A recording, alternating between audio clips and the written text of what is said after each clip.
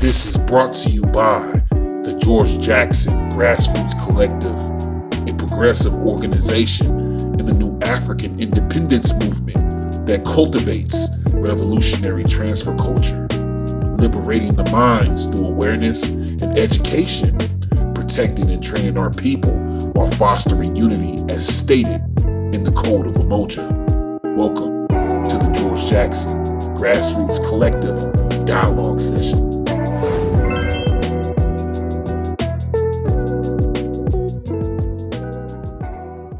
Greetings, my name is Abdullah Ghazi, National Chairman of the George Jackson Grassroots Collective. We will be talking about an important topic right now. And what is the Code of Umoja? And my special guest is Bamani Shakur. Could you please tell us a little bit more about yourself? Free the land, revolutionary greetings. My name is Bamani here with Jahad Shakir. I'm a conscious New York citizen, been a conscious citizen in 2002. I'm a New York representative nationally. I'm the Vice Chancellor of Georgia University. I'm the host of Georgia University Radio. But I'm also the active spokesperson of Georgia Jackson University. Yes, sir. Yes, sir. So we're going to go straight into this question. And we're just going to start out by saying it. What is the Code of Umoja? Okay. Well, first off, Umoja is a key Swahili word that means unity. It's also one of the principles in the Guza Saba, which is a principle that formulated around the concept and idea of what we're going to term as Kwanzaa, in which Baba Malain Karinga is accredited for starting. Whereas the Code of Umoja is actually, like I said, is a code. A code is something that basically rules, policy, and regulations that people follow and adhere to, and policy people adhere to. So the Code of Umoja is rule, policies, and procedure what people adhere to are unity. And the Code of Umoja, which would term as the Constitution that was created by the Freedom Republic of Africa. The first Code of Umoja was created during the time of March 27th through March 29th, 1970. And during that time period when we created, another administration took hold of the Freedom Republic of Africa, and then Marvin Daly became president for the first time. And before that time period, during the month of March, from March the 1st, from January the 1st to March the 1st, during that 1970, the administration at that time was called the Umoja Committee. The Umoja means collective work responsibility, was led by a five council board. And even before that, the Freedom Republic of Africa was founded March 31st, 1968. But it came to existence April 1st, 1968. It was known to exist from April 1st, 1968 to January 1st, 1970.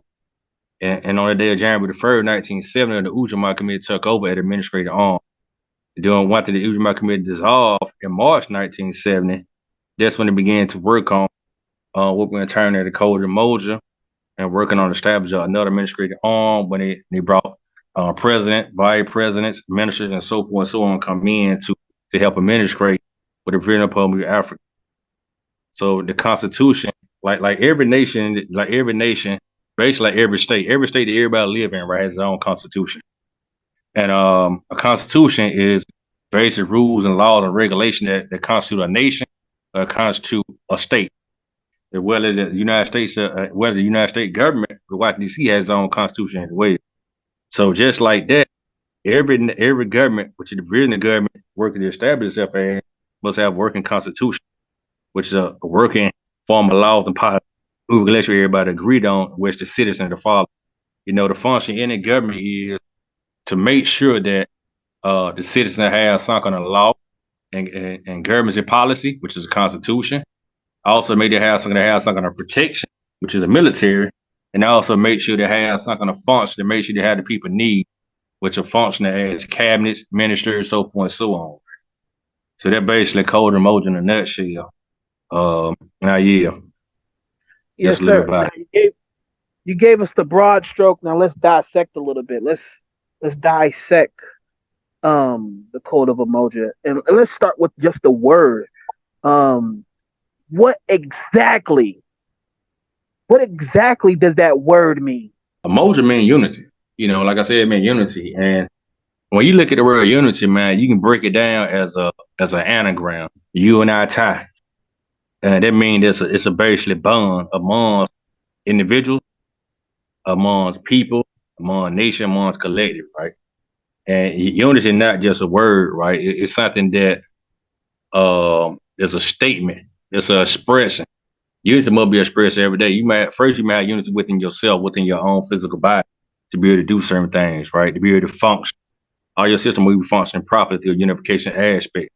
From the aspect of your mind, your brain telling your body parts to move, function your blood, your liver, so forth, so on. That's a unity aspect within yourself, right?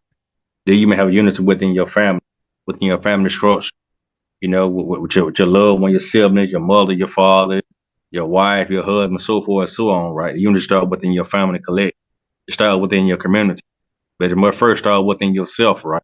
As a conscious idea in regard to that you want to unite and become a better understanding, a better functioning human being as a person, right? And from a functionality. When we look at the history of the new African independent movement, right? When they first met uh, during the government convention during March 29th to March 31st in Detroit, Michigan, when they first met at the government convention, it was 5 different people that came from different organizations, different structures and foundations, different social political beliefs, geopolitical beliefs, different spiritualities, the different station of life, right? And all the people came together some came there as people to observe, some came there people who actually were interested, and some people came there to actually partake in. So out of those 500 people, 200 people made a conscious decision that they wanted to sign a Declaration of Independence, which was the first document that they signed to bring into existence Republic of New Africa, right? Some people from Ram, some people from the Moorish Sign Temple from Nation Islam, some people from Culture National, people practicing Ifa, some people from the Yoruba Temple, some people were Hebrew Israelites, some people was in street organizations, some people were communists, some people were socialists, some people were anarchists, so forth, so on, right? Some people were doctors, philosophers, attorney, NWCP. The list goes on and on during that time. It various people from different walks of life. And that was expressed when they started electing officers. Well, when they started electing officers and when they bring up Pope Avenue, it was expressed that some people in office like Imam Jamil Amin, he was the Black Panther Party. Amir Baraki, he was the Congress of African People. Maxwell Stanford, aka Baba Muhammad Atma, he was the Ram. Queen Mother Moore, you know what I'm saying, who's also a Ram. Yeah, people like Joanne Franklin with the NWCP. Yeah, people like Malaine Karingo with the US movement. Yeah, people like a surgeon, a king of surgeon Matafume who was with the Oratory, who at that time with the Yoruba Temple or the Temple of Shango. Before later on he established the Oratory African Village in South Carolina, where we see right now today, them in existence in 1970.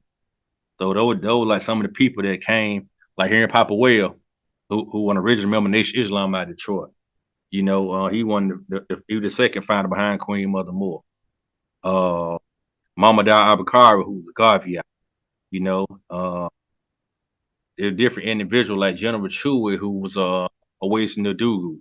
You know, different people from different formations, different collectives that was a part of it. Jake came together to spread their unity, to be a part of something they all identify with the independence, to get them freedom. So the Code of Umoja itself is a guideline, a guidebook, a law book, a legal book. And it's not just for the Provisional Republic of Africa. It's said for the Republic of Africa. The Republic of Africa is the nation state, which is the 5 states: South Carolina, Georgia, Louisiana, Mississippi, and Alabama, right? And so it just means for new African citizen in general. Because the citizen is the highest form of government and within the Republic of Africa, right? Within the Provisional Republic as well. Free the PG, they were the highest citizen, the highest people.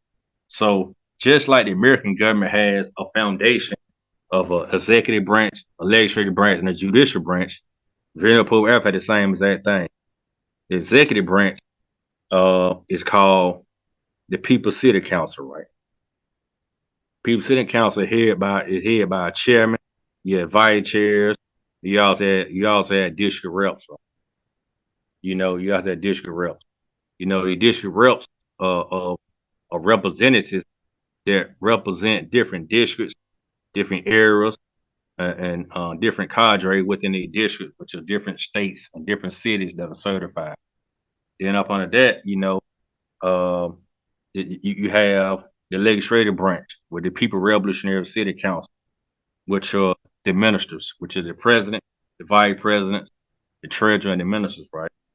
Which are the ministers and the president and vice president. Uh, the president and vice president of the district council, they're all voted in during a national election, right? Voted in by the people. And then you also have the minister of justice and the courts, which is the justice system, that the justice administrator as well. Then you also have the military, which is the Black Legion, also as well. So you had the executive, the legislative, and judicial branch of the government of Virginia Public Africa. Okay, it's a nation and it's a government as well.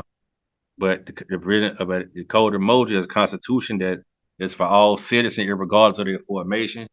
You can be in George Jackson, you can be in Jordan Grassroots Collective, you can be in Peace Party Independent, you can be in NAPO, you can be in Malcolm X Grass Move, you can be in African Scouts, you can be in Rebuild Collective, University National Party, you can be Public New Liberty, so forth and so on, right?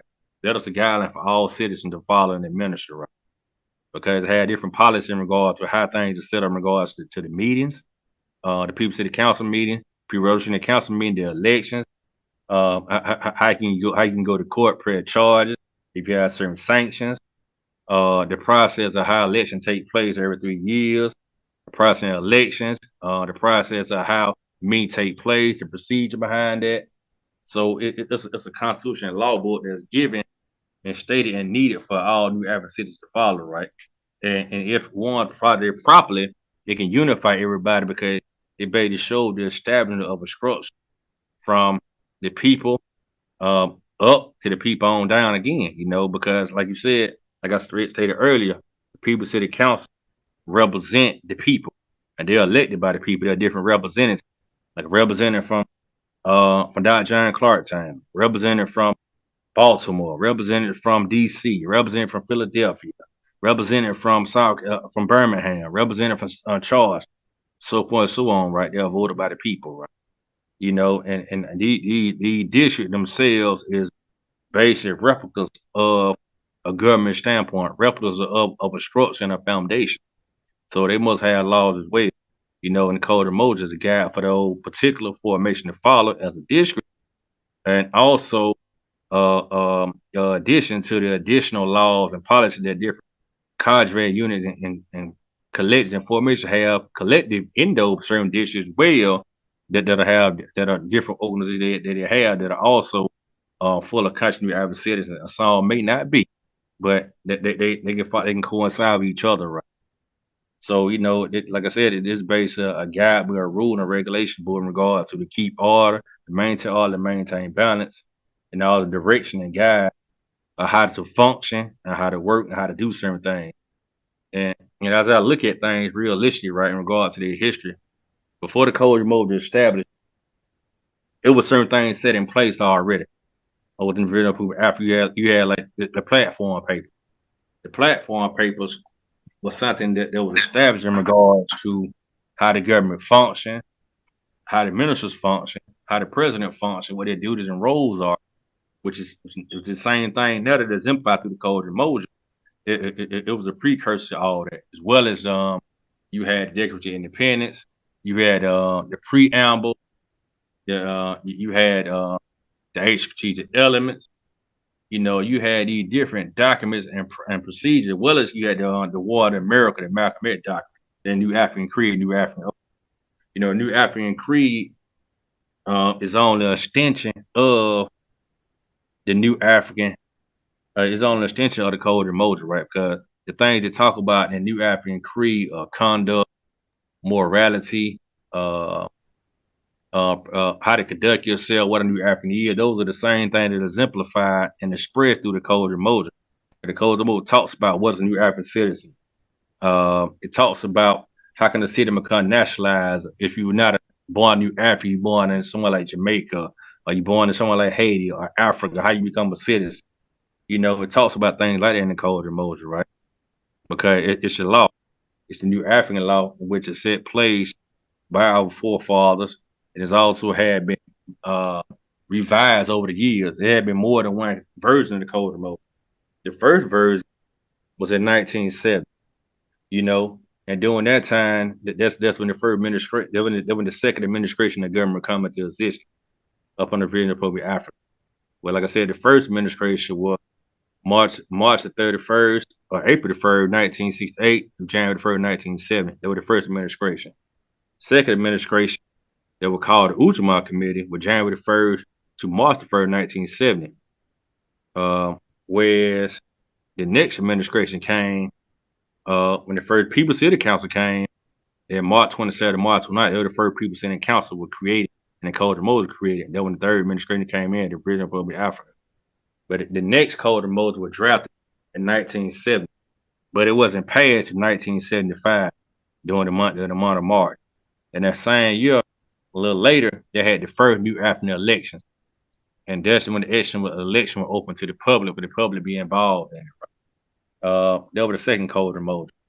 Third Code of Moses got created and drafted in the 80s. You know, they had a consolidation aspect in regards to that. They wanted the different faction of the government to come back together, because during the 80s, there was certain like discord and disposition in regards to what people believe and what they don't believe, right? So it was a ideological struggle. And during that time, with different parts of the government that were functioning in different capacities, like the Malcolm X Party. The Malcolm X Party was a part of the government, but it also was separate. So, you know, then you had the Provisional Republic of Africa as well. So during that time period in the 80s, they decided there was effort. And during that time, it was a time known in the era of the two presidents. Like you had a president who's the president of Malcolm X Party, which is Marvin Daly. You had the president of the Provisional Republic of Africa, which is Sister Mama Dara Abakar.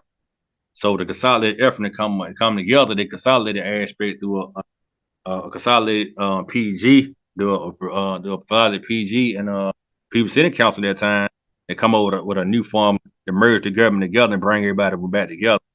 So later on that year, in 80, and later on in the decade, in 88, they draft another Code of Umoja when they add new additions to it, like the marriage laws and other laws to it as well. And you know, they add the aspect which you term the black law to the Code of Umoja. That was in 88. There was another version of the Code of Umoja that was drafted. That and all the additions to the Code of Umoja is a policy. It's a process you must go through. You have to have a people convention, and the people convention is when you petition the People City Council. It goes over the line and go to the people in the county. You petition them as a citizen or as a official that you want to amend the Code of Umoja. And you present your information and how to mean so forth. So go through a policy and procedure, take time. Go through a process, and that happens, right? So that's why the Code of Umoja had been amended so many different times, right? So the next amendment revised was 2007. And so again, another one in 2016, another in 2017, right? So what I'm telling y'all, just based a little history of the Code of Umoja, and you know what I'm saying, some of the things that been added to and some of the functions of it, right? Yeah. I'm gonna read a few things out of the Code of Umoja, right? You know, in regards to the new African population districts, right? You know, this section 4. It says each area where new Africa reside in significant numbers in North America shall be called a new African population district. Each new African population district certified by the People City Council shall be entitled to representation in the People City Council. The People City Council shall determine the boundaries of each populated district. Is certified shall determine how many representatives each certified population district entitled to elect.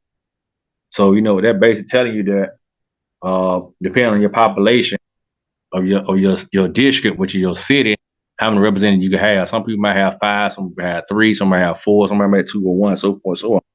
In like manner, the people sitting in council may authorize special elections to fill position of representative and district judge in population district where no representative district judge have been elected, provided that half or more of the representative term remain to be served, right? Okay. The number of new African country citizens in the district, the probability that certification will contribute to the country of new African citizenship, the probability that provisional government election will be exposed to sabotaging the district, the ability of the provisional government to provide sufficient work for to enable provisional government election in the area to be successful, any other factor the people city council deems important. The people city council election. Representative to the people city council shall be elected in regular election by new African voters of certified new African population district in October, November. And every 3 years, therefore, in October, November. The people city council shall provide the exact time, date, method of election, voter, and candidate eligibility requirement for regular people city council election representatives. When the people city council representative resigns or dies or is removed from office, district council shall appoint another person from the district to serve the remainder of their term. But if more than half of the unexpired term remains to be served, people city council shall authorize, conduct, supervise, or review in accordance with law passed by the people city council. If there be a special election to fill the vacancy. The district council or the people city council chairperson, if no district council exists, may make an interim appointment. And then talk about the rules of operation and power of removal. The People Representation Leadership Council, they basically a structure, telling how a structure, they basically tell how a structure is elected, selected, policy they got to follow, rule they got to follow. They call it making a law and policy. Talk how laws are made, how people vote, the voting process. Like for instance, you go on a PC meeting, when the PC meeting is established, right? People sitting in council meeting is established. The PC chair chairs the meeting, and in order for the meeting to be effective and come into business, there must be a quorum established. A quorum is basically a count of how many certified representatives are on the call. It gotta be like 1/3 of them to be on the call to make the call effective. As we talk about the Constitution, this is, there's a lot of people who don't know, exactly what you're talking about. So you probably lost some people when you said PCC and chairing events and laws and policies. But in practical terms, in layman's terms, the Code of Umoja is a unity document. It's a document for creating your own government. It's a constitution, okay, for everybody. And I would like to ask you a question. What is the importance of us practicing how to create a government? What is the importance of even following this? Let's put it in practical terms now. What is the importance of this document, the Code of Umoja? Okay. The first question you said was important to establish your own government, right? We think about what do we own? What do we control? What do we operate? What kind of power do we have our own destiny, our own lives, right? Are we not tired of police brutality? Are we not tired of somebody controlling our food source? Are we not tired of paying rent to the slumlords? Are we not tired of being racially discriminated against? Are we not tired of these things? Like Garvey said, Garvey stated, where is our men of big affairs? Where is our nation? Where is our government? Where is our army? Where is our flag, right? When any people, any nation of people that are seeking independence, right, they want to have their own nation. That's self-determination. That's a natural right, right? Like if somebody slap you, right, you're not gonna just let them slap you. You're gonna defend yourself. That's self-determination, right? If somebody try to kidnap you, you're not gonna let them kidnap you. You're gonna fight back. That's self-determination. If you're hungry, you're gonna try to get some food. If you're cold, you're gonna want to get warm. That's self-determination, right? Self-determination has the right to be independent, the right to be exist, the right to be free, right? And in establishing any kind of type of government, it must be some rules. It must be a policy. It must be administration. It must be a government. It must be protocol setting decision. It must be codes of ethics. It must be code of conduct. It must be code of character, so forth, so on, for any government to be functioning right. And like I stated earlier, the function of any government, when you look at any nation in the world, is um, first to establish policy, which is law, for the people to follow, for the citizen to follow, so to speak, and also to have program institutions and apparatus to help fill the needs of the people socially, politically, economically, militarily, financially, so forth and so on, right? And also the ability to protect their citizens, right? Don't want to be, don't nobody want to be a part of a nation that not protecting themselves, right? They might want to be a part of a nation that can't feed them, you know, that or assist in their common needs and their problems, right? So that's all self-determination. And that's the importance of using certain examples like the code of Umoja to administer and follow and put into effect in your day-to-day lives. Use it as a guideline. You can analyze and critique certain things. And it's always good to critique things that have been created in the past and look at how they can function day to day in your common day-to-day life right now. And how do they meet the concrete condition and concrete reality in which you exist in, right? So those my brief answer to both of the questions you just asked. Yes, sir. Yes, sir.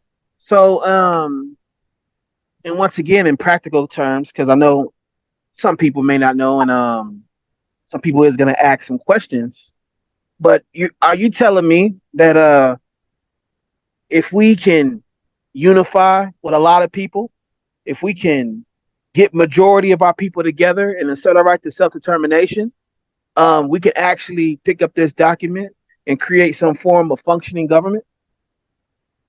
Yes, we can. Yes, we can. You know, a lot of us are already doing things like that already. You know, it's plenty of examples. A lot of us already are uh was in cadres or collectives or organizations that have rules, that have policy, have procedures already that we all should be following.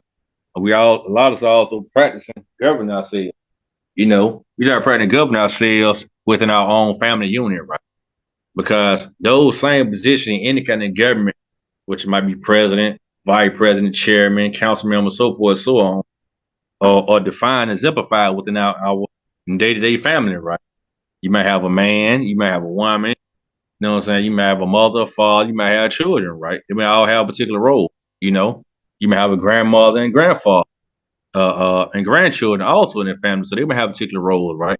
Every family, the new African family, the foundation of any kind of government, it the foundation of any kind of nation, it the foundation of nation builder, and the foundation of any kind of structure in which we see, right?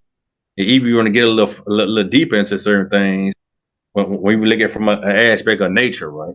Everything in nature follow a particular law, you know. Everything in nature follow a particular design.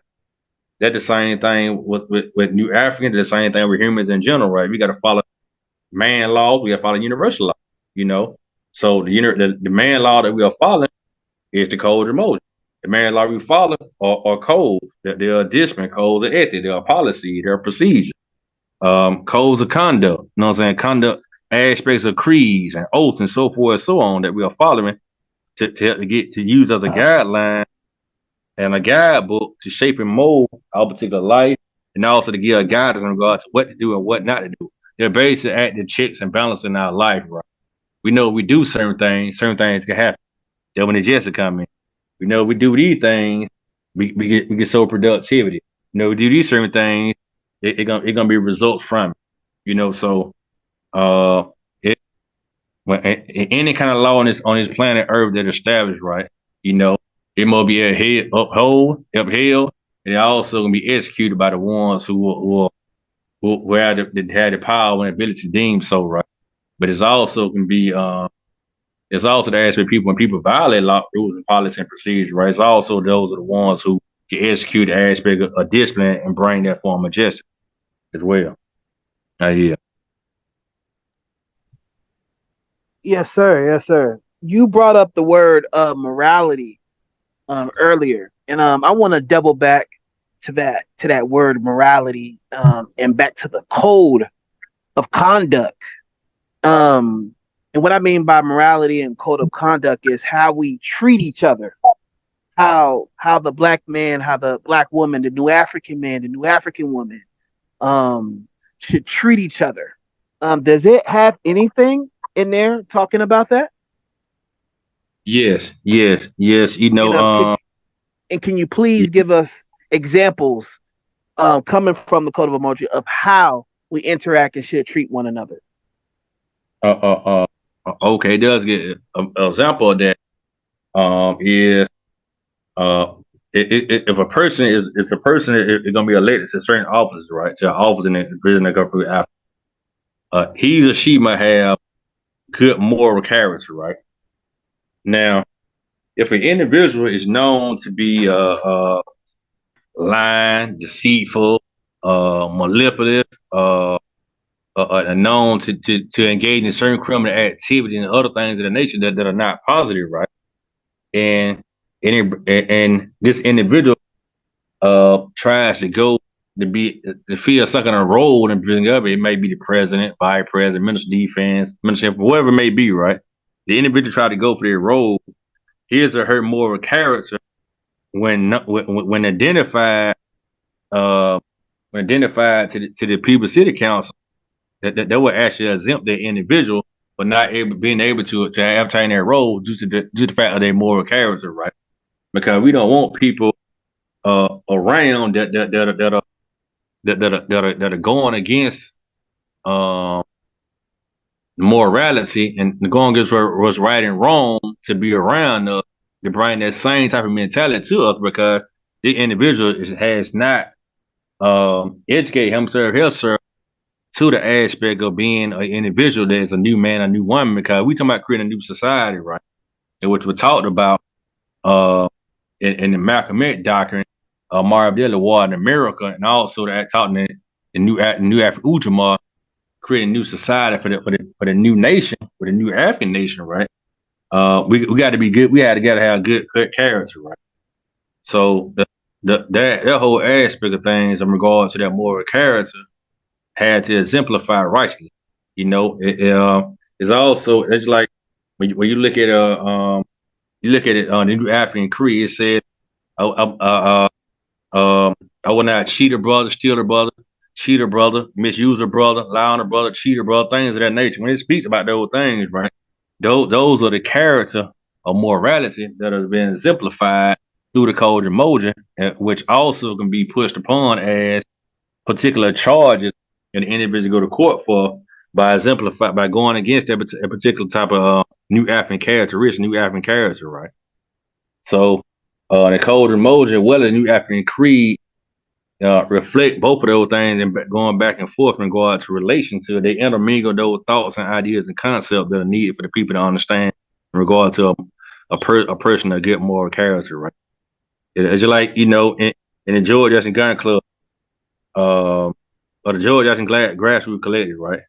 I know you don't want no individual around you that have been known to be informant, that have been known to steal, that have been known to cause chaos and mayhem among brothers and sisters. You know, you don't want that type of characteristic around you, right? That's moral character. You don't want that around you, and that they're going to exempt people of being a part of certain things due to their moral character. I hope that answers your question, bro. Yes, sir, it did. Yes, sir, it did. You brought up new man and new woman and a new society. Yeah. And I would like to ask the question, what does a new society look like according to the code of Umoja? A new society look like according to code of Umoja is us being independent, in the outside forces, us being independent of any kind of ideas and concepts from the European of American government, us being in control of our own destiny. That means that we got our own hospitals, our own grocery stores, our own banks, our own schools, controlling our food sources, our own farms, controlling our own water. We building our own houses, We getting each other jobs. We circulating money in our own community. We protecting our own community. There's no European police. It's like a, you want to say, a black paradise, a black heaven on earth. That what a new society look like.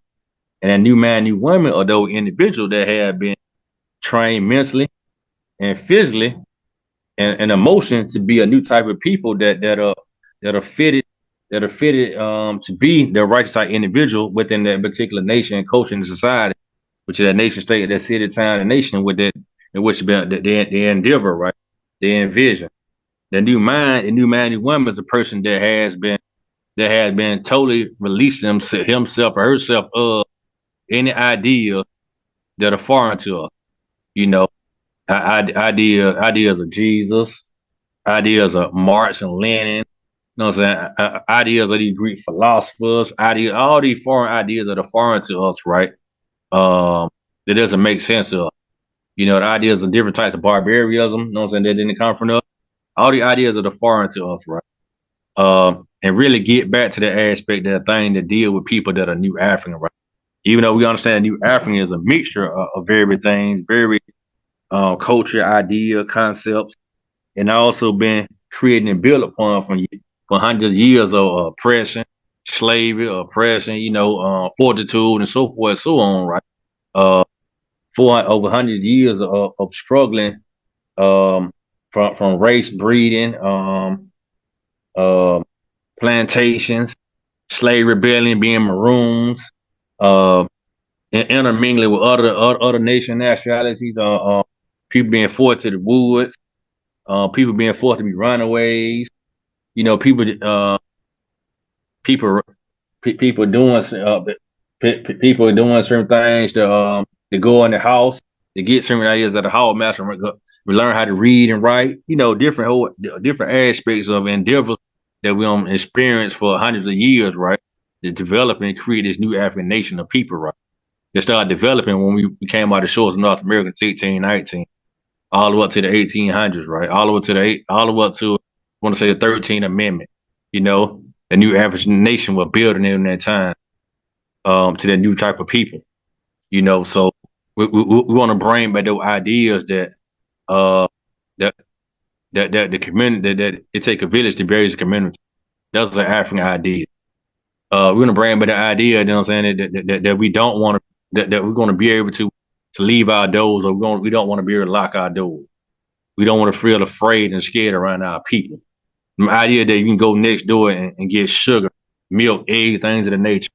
The idea that, you know what I'm saying, that if you gone, the village gonna take care of your children. The idea is that that you got to worry about no brother trying to transgress on your woman, or worry about no sister trying to aggress on your man. Those ideas, that's a new society. That's what a new society look like. Being able to trust each other, being able to love each other, being around each other, being able to have that family, which is that unity aspect, being able to have that community with that unity aspect, being able to sharing ideas, to sharing the workload.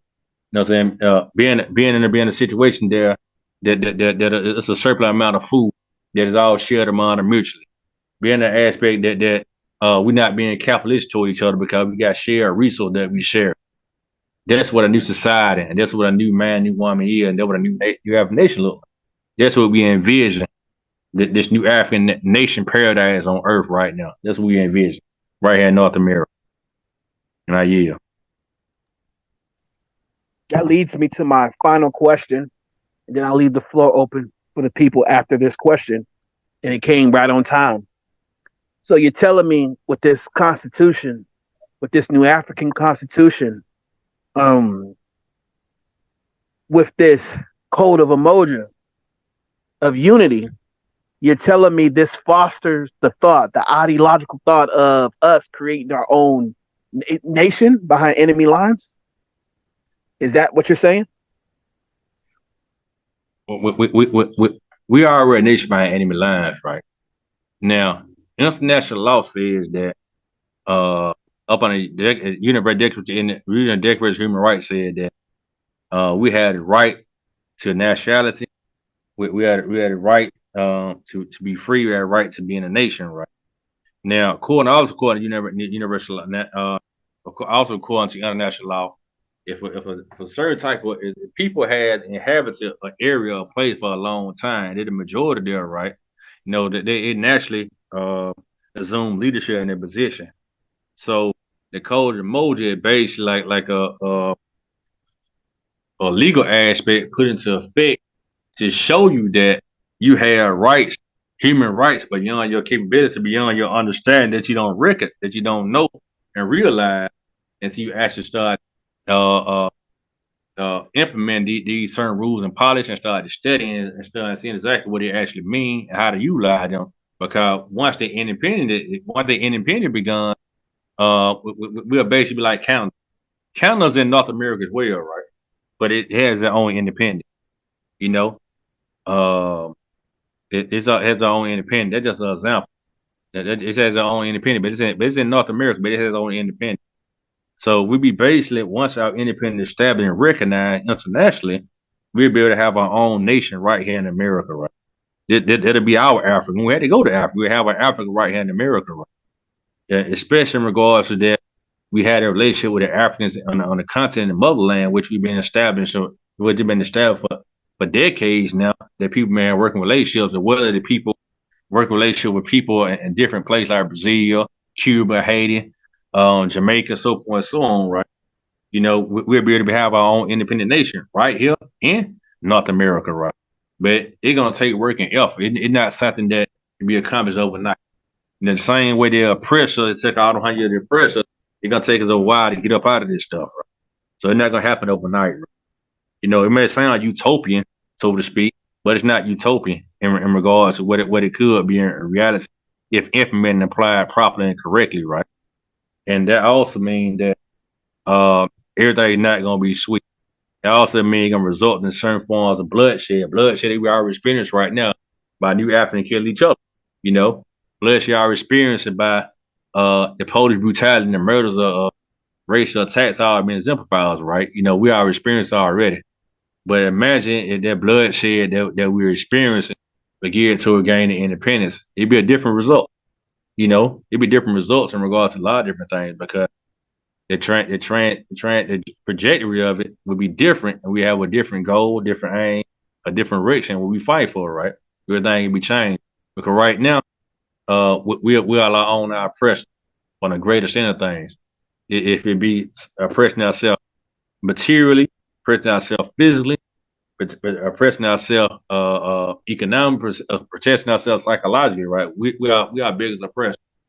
You know, the advent of new African violence has reached an all time high right now in regards to our ignorance, and also the aspect of us destroying our own bodies and ourselves through the using a foreign agent with the drugs. You know, so we are on the pressure right now.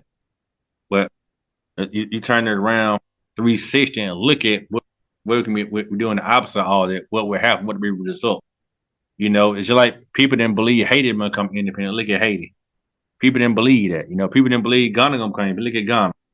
You know, people didn't believe places like Puerto Rico come independent. Look at those places. You know, so you know it's very example before that we don't seen. You know, and it was a very example over here. Black Wall Street. You know, Weeksville, Overton African Village, the Move family. You know, there been very examples over here. You know, that we've been pushed in regards to certain aspects of our own development. You know, they've been pushing, you know what I'm saying, since the 1800s all the way up to now. You know, even to the 1700s, there have been various examples of independent towns and nation state that we don't had while over here in North America, and you having people right now today. So it's not like we can't do it. We can do it. It's just going to take time and effort. It's going to take commitment. And also going to take resources. A lot of these resources are the human resources. That means that the human resources mean we're going to have unity amongst ourselves. Because the greatest form of capital on the planet Earth is human capital, which is the foundation of business, the foundation of business capital. You know, human capital or the individual at the bottom of the totem pole are doing all the work. They're making, creating, the event. Where the business capital, the people that control that the human capital with the team leader, supervisor, and manager, things of that nature. Where the intellectual capital, the people that own the business, the corporation, the foundation, right? And all that is human capitalism, you know. They can take the human to function, to mold, shape and mold the raw material and resource to create their physical capital, their physical capital aspect of things, but the human capital, the foundation of all of it. That will be the greater resource to each other, human resource. We're the greater power and building the planet Earth. That's who we are. Well, we got to be able to realize and understand that so we can move forward and be protected. Now, yeah. Yes, sir. Yes, sir. I have to throw a monkey wrench in here real quick with another question. It's 2024, and a lot of people are falling victim to reform and just being part of the system. What is important? What's the importance right now of us being a separatist state of people and creating our own nation? What's the importance, once again, with emphasis of nationalism right now and separatism? Well, one of the more important things you see right now, you see the price of living are going up. Okay. So that means the price of living going. That means that a lot of people are gonna be homeless if they can't live in a house. They're gonna be homeless, so to speak. A lot of new Africans gonna be homeless, but because the price of living going up, and new Africa, the price of living are going up, and then the wage new Africa receiving is not increasing. So a lot of new Africans are being pushed out of their communities all over the nation right now. That the process we call gentrification. It's taking place all over in all the new African communities all over America right now. It's taking place. Right? The cost of living taking place. You know what I'm saying? The cost of rent, the cost of mortgage, the cost of food. And then when you look at all this, we don't control the housing. We don't control the housing development. We don't control that. So if we don't know how to build a house and we can push it out, where we gonna live? We don't own farm. We don't own a lot of farm. We don't control the food source in the grocery store. So where are we gonna eat? Okay. But we are not creating our own clothes, our own shoes, our own belt. So where are we gonna put the clothes from if we don't have money? What are we gonna do?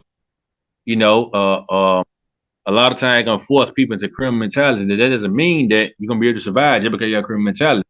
So these things are very important. We look at it from a mass scale in regard to. I know a lot of.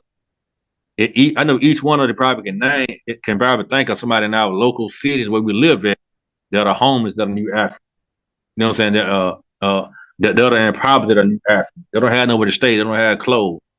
When you look at that small amount in those certain places and look at the way the economy is going and where the government is pushing and promoting us and how they're based on the push all the new Africans off, it's our own community.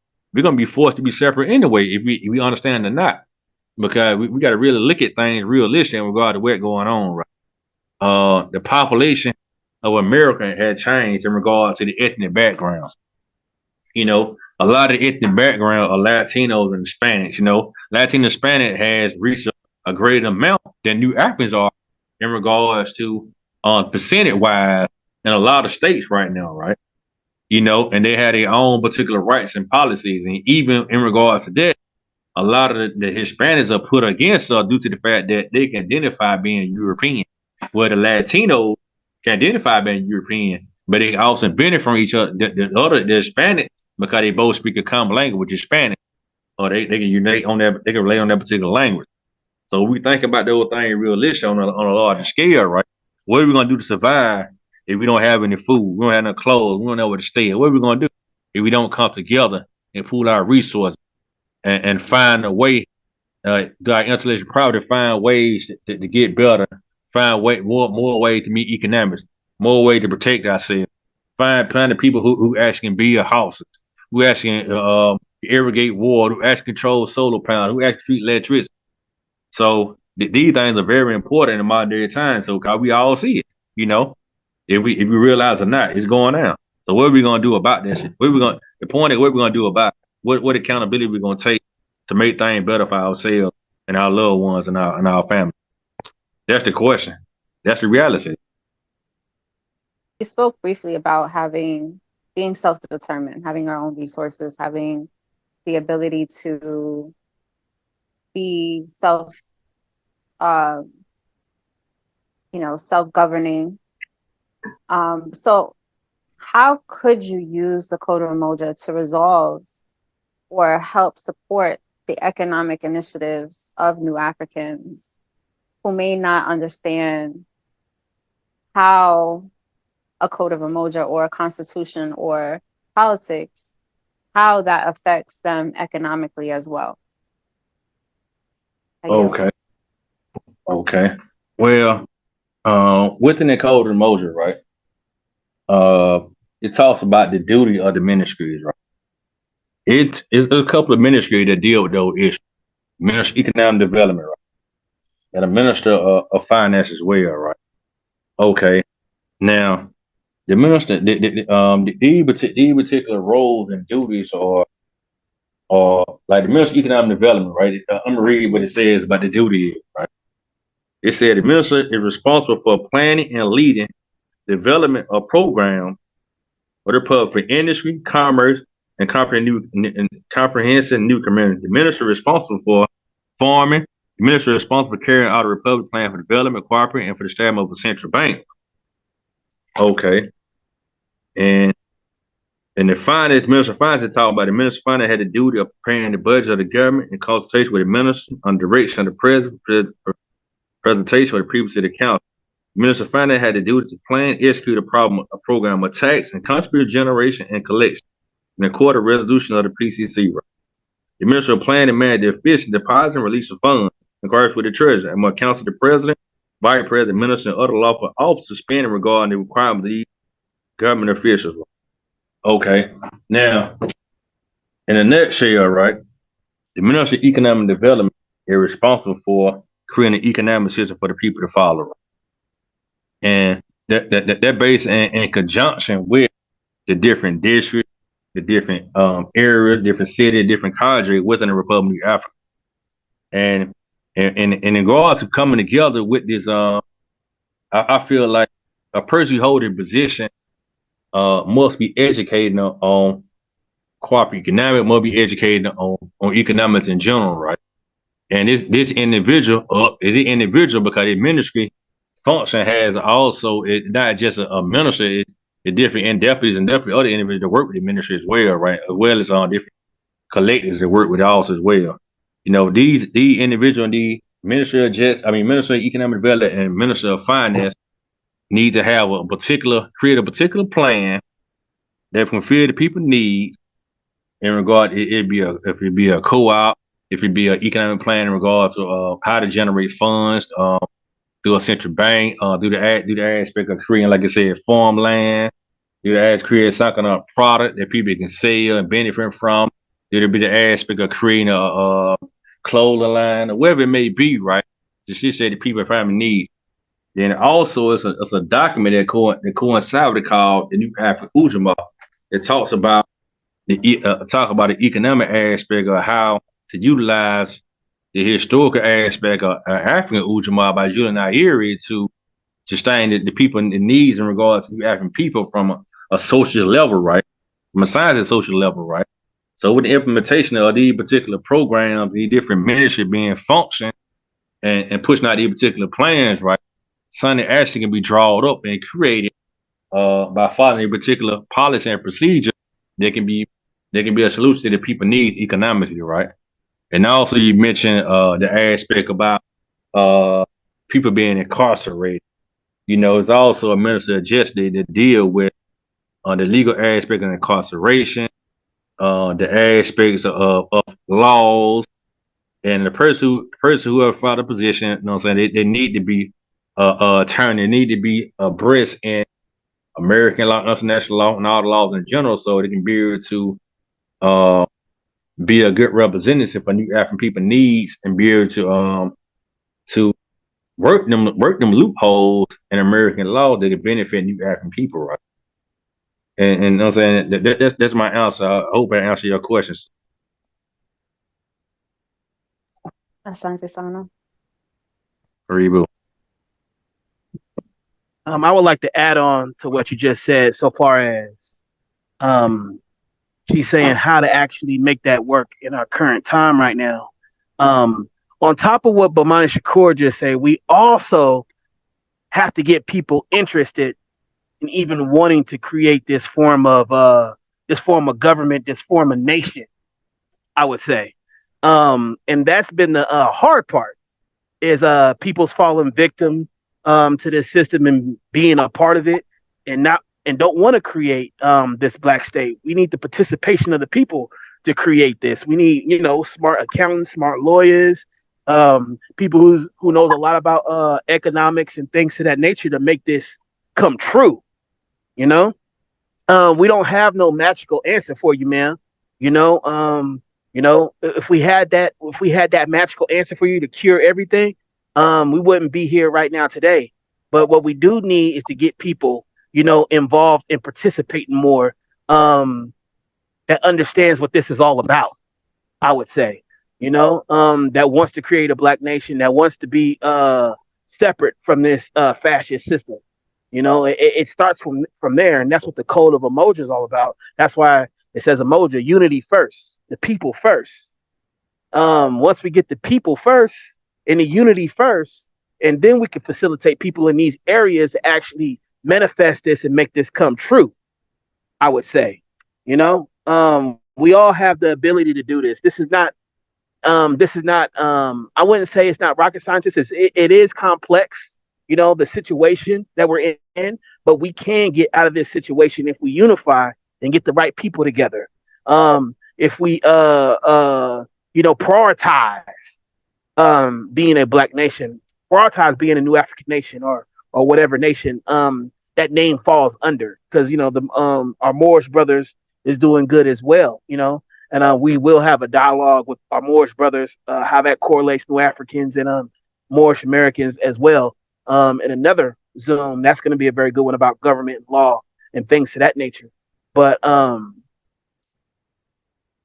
we just need the participation of the people, man.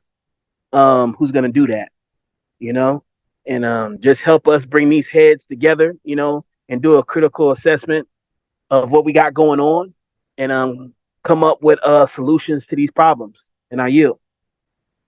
Yeah, brother, it's about doing the work, man. That's what we need. People do the work. People do the work, and people serious about it. And that happen overnight. Right. So, and just saying, it just ain't no word. It's just not no, a regular document. It's something that needs to be implemented. People need to participate and implement it in order to manifest it and make it come true.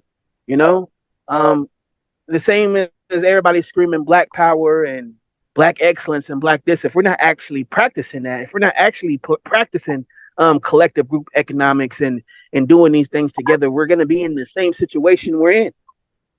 We're going to be in the same situation we're in.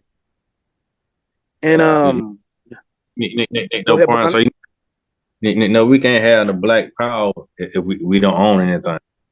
We can't have black power when we're not independent. You can't have black power when we're controlling anything. We can have black power. We don't have no land. We don't have no resource. We don't have no food. We don't have no clothing. We don't have no water. We don't have no hospitals. We can't have no black power. We don't have nothing independent. Ain't no black power. Ain't no black power with nothing that's not independent, man. Ain't no black excellence, nothing that's not independent. So one thing I'm gonna say that's good about the Code of Umoja is that at least, when we get ready, when we finally get ready, when we develop more revolutionary consciousness, I would say, and get the people to unify and actually work together towards this goal, our ancestors have wrote us a good document that will work.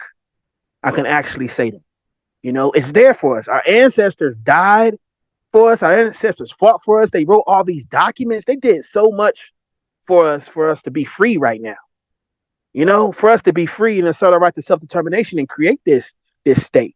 A lot of our ancestors in the grave looking at us like, man, what the hell are they doing? You know what I'm saying?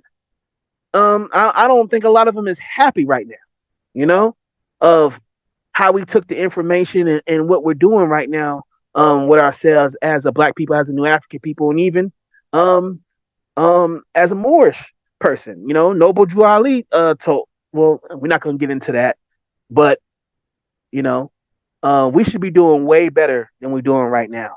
So, George Jackson Grassroots Collective and the George Jackson University, has took it upon ourselves to bring more of this education and awareness, so people can be informed and also influenced, for us to do a transfer culture and to better liberate ourselves at this moment. You know, and that's all we could do at this point. You know, I can't do it by myself. Bomani can't do it all by itself. We need all of y'all. You know, we need everybody. You know, at least majority or a more of a handful. You know, to make this come true. That's dedicated and committed. You know, to our struggle, to our liberation. Or do some people don't think we're in at war or have no type of struggle or whatnot? Or is people just content and desensitized and dumbed down right now? What is it? But, you know, that's where we're at right now, Bamani. You have any more last words for the people, Bamani? Any more educational things we could say about the Code of Umoja for the people that you probably missed out on? Well, the thing about all of this, right? What everybody done said, and the way for the code remote to function properly is for people to be educated properly, right? And right now, if we realize or not, we're at war. And one of the greatest war they be losing is the war of propagation. You know, uh, every time you turn the TV, every time you read a magazine, every time you go on social media or whatever, it's always other propaganda that overrides or that overfloods our information, overfloods our awareness, our mind, our brain, right? So what we're doing right now is propagating for a new life, propagating for a new society, propagating for a new law, propagating for a form of unity, right? You know, it had been stated numerous times that we're gonna try everything self-unity, right? That means that we haven't tried ourselves yet. We haven't tried, we haven't looked at within ourselves to get an understanding of who we are, right? That code and motor exists within everybody. You know, in order for us to function as human beings, it all the organs and all the systems in the body must unite to function as one. As soon as one of the systems doesn't function properly, we become sick, we become ill, we become unhealthy, right? That's the same thing with the code and motor. You know, the code and motor, you know what I'm saying, is a body. You know, if one part is not right, if the president is not right, the government not gonna function. If the minister defense not right, the government not gonna function. If the people in the council are not right, the government not gonna function. You know, if the treasurer not right, the government not gonna function. That's the same thing with the body. You know, it's the same thing within our family, within our nation, within our community, within our village. It's the same exact thing, right? And the one thing I want to say about everything is that the greatest resource we have is each other. Free the land.